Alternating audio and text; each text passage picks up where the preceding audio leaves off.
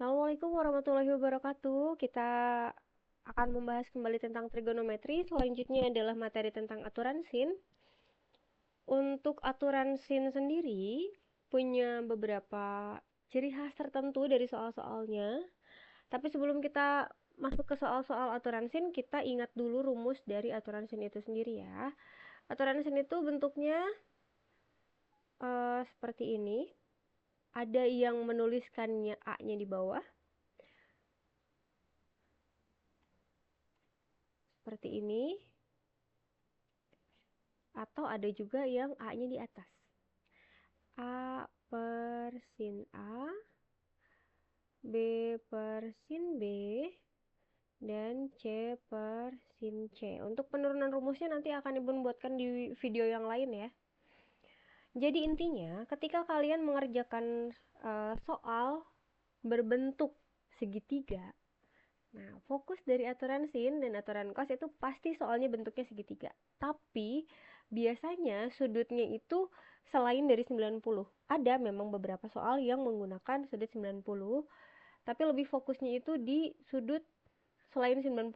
Jadi segitiganya sembarang. Kebanyakannya biasanya segitiganya bentuknya seperti ini. Ininya lebih pendek, ininya panjang. Nah, bentuknya seperti ini. Jadi ketika kalian menemukan sebuah soal, itu kalian buat dulu gambar segitiganya, kemudian ingat lagi penamaannya. Karena kalau kalian perhatikan di sini ada A kecil dengan A kapital. Gitu. Cara memberi namanya adalah ini di titik C, di seberangnya itu akan kita beri nama dengan C kecil. Sisi yang sebelah sini karena di sini ada titik A, maka di sebelah sini adalah sisi A kecil. Kemudian yang sebelah sini ada sisi B kecil. Jadi A kecil, B kecil, dan C kecil itu adalah menandakan sisi.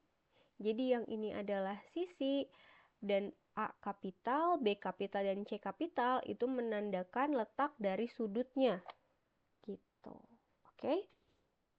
Jadi itu yang harus pertama kalian lakukan. Gambar dulu, kemudian beri nama dari setiap sisinya, supaya kalian bisa membedakan mana sisi, mana sudutnya. Gitu. Kemudian biasanya karakteristik dari aturan sin itu biasanya diketahui dua sudut dan satu sisi. Kemudian ditanyakannya sisi yang lainnya. Gitu. Atau bisa satu sisi dengan dua sudut, tapi ditanyakannya adalah sudut yang lainnya. Gitu. Itu juga bisa. Tapi dari dua bentuk ini akan ada satu ciri khas diketahui yang sering muncul itu ya, diketahui satu pasang sisi dan sudut yang bersesuaian.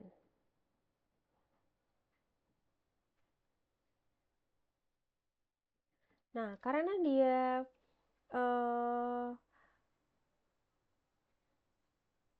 harus ada sudut yang bersesuaian dan sisi dan sudut yang bersesuaian ya. Contohnya misalkan seperti ini. Oke, nih di sini mempunyai sebuah soal.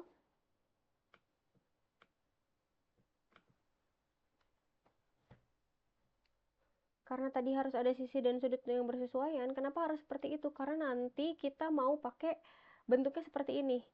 Jadi sisi yang A itu harus berpasangan dengan sudut A juga.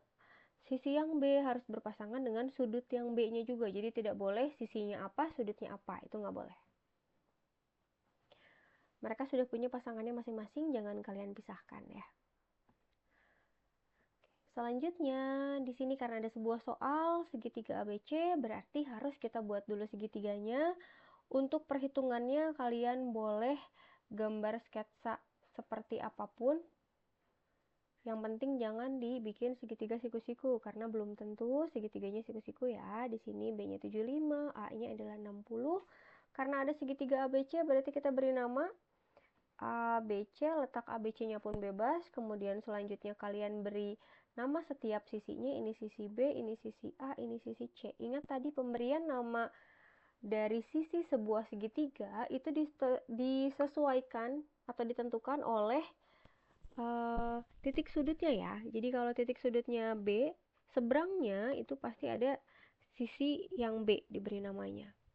Oke, kemudian setelah itu kita tuliskan yang diketahuinya. Sisi AB adalah 12. Kemudian sudut B berarti yang sebelah sini adalah 75. Sudut A-nya itu adalah 60 derajat. Oke, begini. Yang ditanyakan ini adalah sisi BC. Ya. Oke, untuk soal ini jelas menggunakan aturan sin. Kenapa aturan sin? Karena yang diketahuinya itu adalah dua sudut satu sisi dengan yang ditanyakannya sisi yang lain dengan seperti ini ya bentuknya. Tapi di sini tidak ada sisi sudut yang bersesuaian.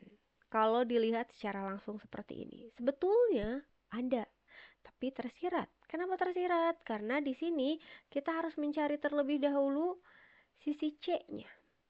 Karena kita punya modalnya adalah sisi C, kita harus nyari dulu sudut C maksudnya ya. Berarti nanti kita akan pakai sin C. Dan karena kita akan mencari nilai A, maka nanti kita akan membutuhkan sisi A dengan sin A. Yang sudah ada adalah sin A dan juga sisi C. Sedangkan sin C-nya belum ada. Berarti kita harus mencari dulu besar sudut C-nya. Besar sudut C itu sama dengan 180 dikurangi dengan 60 dikurangi dengan 75. Kenapa harus 180 min? Karena jumlah sudut dalam segitiga itu adalah 180 derajat. Jadi kalau kalian punya segitiga nih, kan ada 3 buah titik sudut ya. Nah, ketika 3 buah titik sudutnya itu dijumlahkan, ditambahkan, itu hasilnya akan 180. Makanya kalau di ini si A-nya 60, B-nya 75, maka C-nya itu bisa kita tentukan dengan 180 dikurangi 60 dikurangi 75. Maka ini hasilnya 60 ditambah 75 adalah 135, berarti ini adalah 45 begitu. Berarti tinggal kita masukin ke aturan sinnya.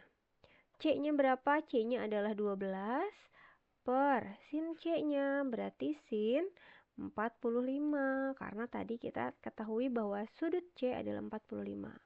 Selanjutnya A-nya berapa? A-nya kita nggak tahu, berarti kita tuliskan aja sebagai A. Sin A-nya berarti adalah sin 60. Selanjutnya kita masukin lagi nilainya, kita ubah sin 45-nya. Sin 45 itu adalah setengah akar 2. Kemudian ini tetap A, yang sebelah sini sin 60 adalah setengah akar 3. Setelah itu kita kali silang.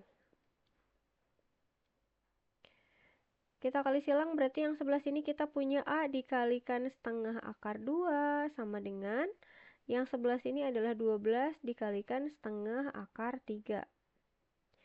Oke, karena kita mau mencari A, berarti yang tidak kita butuhkan boleh kita hilangkan atau kita pindahkan ya. Jadi ini kita butuh A, ini enggak kita butuhkan, berarti kita pindahkan. Berarti ini 12 kali setengah akar 3 dibagi dengan setengah akar 2. Seperti itu ya. Kita lihat di sini punya setengah, ini juga punya setengah. Atas bawah ada nilai yang sama, berarti boleh kita coret. Artinya dia berubah menjadi 1. Berarti si nilai A-nya berapa? Nilai A-nya, sisanya ini sama akar ya. Berarti 12 kali akar 3 per akar 2. Ingat akar di bawah itu tidak diperbolehkan. Dia tidak halal untuk akar di bawah, maka harus kita halalkan dulu. Dihalalkannya dengan cara dirasionalkan. Dikalikan dengan akar yang sama dengan yang bawahnya. Jadi dikali dengan akar 2 dan akar 2. Cara mengalikannya adalah atas kali atas, bawah kali bawah. Yang kita kalikan akarnya aja. Si angkanya berarti kita tuliskan lagi aja. Ini 12. Akar 3 kali akar 2 adalah akar 6 per. Nah, untuk yang bagian bawah nih, kalau ada akar A dikalikan akar A, itu nanti akan sama dengan A itu sendiri. Itu sifatnya. Jadi, kalau kalian ketemu dengan akar 2 dikali dengan akar 2, ini akan sama dengan 2. Kemudian ada yang bisa dihitung lagi.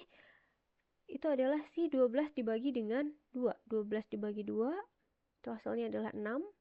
Lihat posisi akarnya ada di atas, berarti ini 6 akar 6. Begitu. Itu untuk pengerjaan dari aturan sin. Jadi aturan sin, ciri yang paling utamanya itu adalah sudut yang bersesuaiannya. Kalau memang belum ada sudut yang bersesuaiannya, biasanya bentuknya seperti ini. Dua sudut satu sisi ditanyakannya adalah sisinya, atau satu sisi dua sudut ditanyakannya adalah sudut yang lainnya. Begitu. Oke, itu untuk contoh soal pengerjaan dari contoh pengerjaan soal dari aturan sin. Untuk berikutnya nanti kita akan membahas tentang aturan kos. Jadi jika kalian ada yang ingin ditanyakan mengenai soal-soal aturan sin, silahkan boleh hubungi Kak Ibun.